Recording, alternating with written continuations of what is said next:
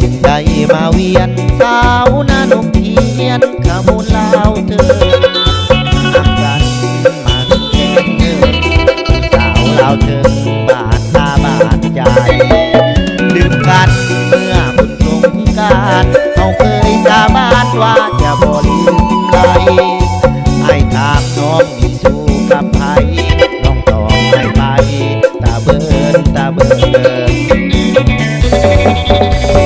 น้องจังไรลืมอายคือควายลืมแหลงน้อนางน้องตาวิตกกับคอยใจละหอยคิดถึงยานบุญหัวบ่สมหัวบุญหัวบ่สมแห่บุญตาแห่บ่สมไก่ต้มผมเลี้ยงก็บ่กินน้อนางน้องหัวใจที่ได้เป็นแฟนจะได้เห็นเป็นแฟนลาวเธอน้องบอกว่าให้แต่งปีนี้นายบ่มีตะเบิ่นป้าตะเบิ่นแย่อีตาเลียอย่ามาขอแต่งน้องลาเนื้อทองจงโปรดเห็นใจขอพาความหวังให้น้องแม่เนื้อทองได้เห็นใจอายหาเงินมาได้จะเดินตามไว้ได้ความต้องการ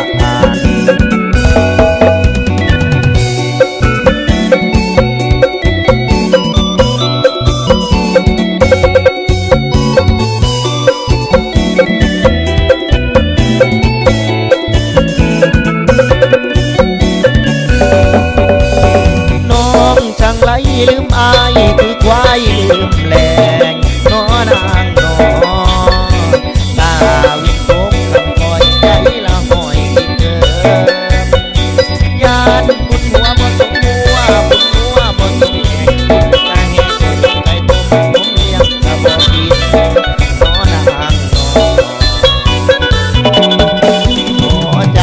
ที่ใจเป็นแฟนจะได้เห็นเป็นแฟนลาวเธอ